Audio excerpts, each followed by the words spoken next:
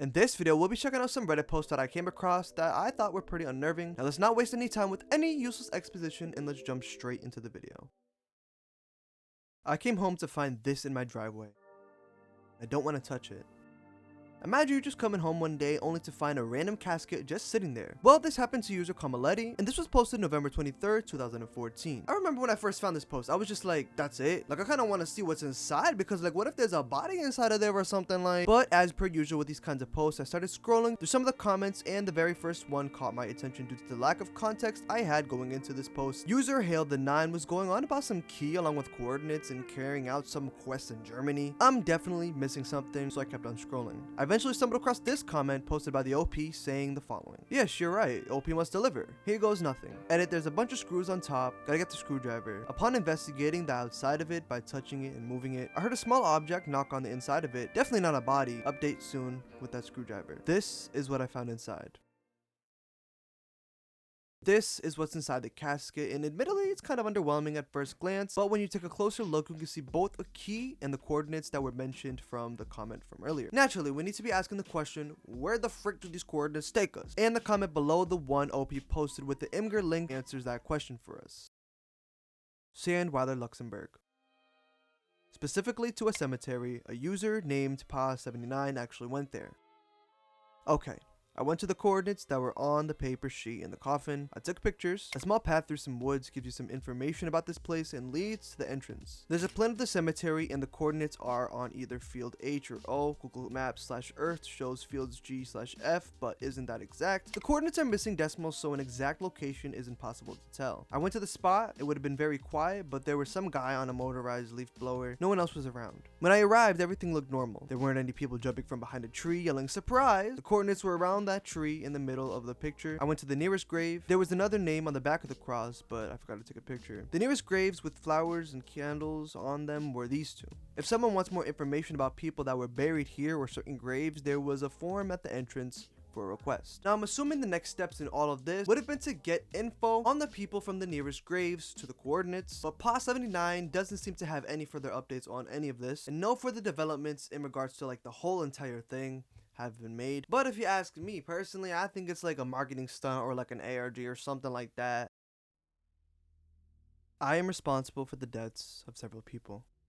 Around 4 years ago, I was a vendor on the darknet. It was a relatively short-lived thing. I was just doing it because I was too lazy to get a job, and at the time I didn't want to settle for the 9-to-5 thing. I wanted to start my own business and use the drug money as a startup. I'd been using myself for years. Along with that, I met lots of people into the dealing scene and eventually started dealing myself. I have a lot of anxiety though, so I hated meeting up with people and parking lots, and I definitely didn't want anyone to know where I lived. User Mesk997 would then go on to explain how they got into this market when they heard of the Silk Road, and they became obsessed with learning how they can eventually start their own store, and they would do just that. All was going well. They were selling various types of drugs. They had a couple thousand stolen from an exit scam, but no biggie since they had 25K in total saved up. They'd eventually meet a local connect who literally had anything they wanted and would come to town once a week. With business booming and OP's interest in selling fentanyl peaking, they would then start to sell said product. I put all my addresses into an Excel spreadsheet along with their name, zip code, order, along with the amount. At the time, I was selling some super white powdered mescaline. Fentanyl was also a white powder, very similar consistency. Long story short, my Excel messed up,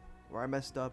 About 7 people's mescaline orders were filled in as fentanyl orders. Now, with all the orders having gone out, business continued as usual. However, 5 days later, that would change. Someone contacted me and told me their friend died from a mescaline. I immediately was in disbelief, and I went to check my order log and scale up how much I had of my mescaline left. Well, I had about 11 grams, more than I should have. I still don't know how that could have happened. Mex997 would then go on to check their order log to see if anyone had finalized their purchase of the mescaline accidentally swapped for the fentanyl. A couple were. This included the person that messaged them. I immediately deactivated my vendor account. I didn't even need confirmation. I knew what happened. I knew I just killed several people. They would then go on to sell the rest of their product, converted their Bitcoin to cash, and moved away. They eventually found a job in the city and haven't returned to the drug world ever since. And what's interesting to note is that this post right here is the only post ever made from this account, as if they created said account solely for the purpose of getting this off their chest. With that being said, wherever they are, I hope they're doing okay.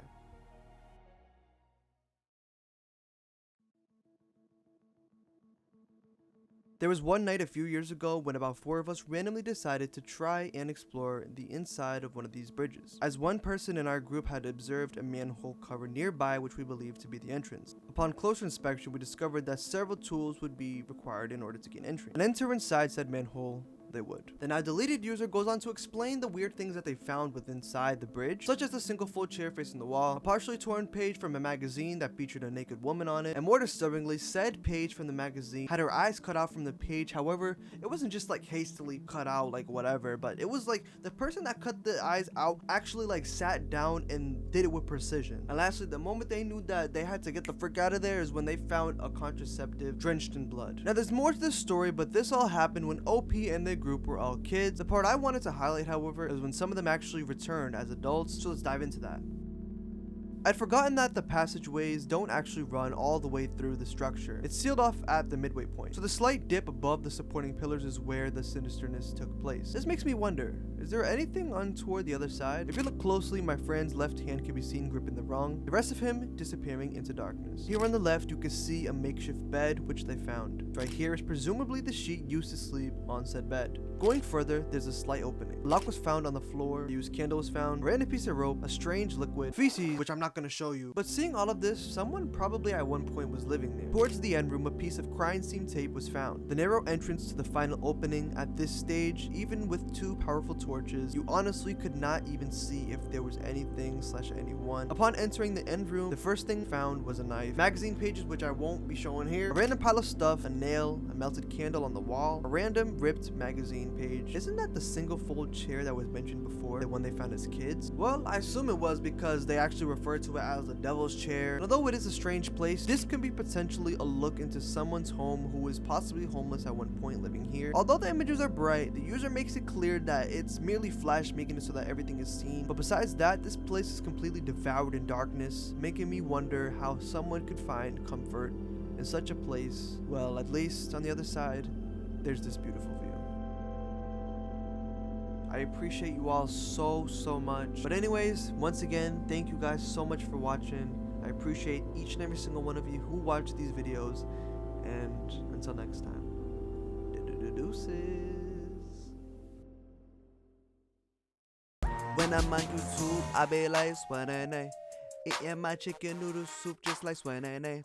When I hit that nene.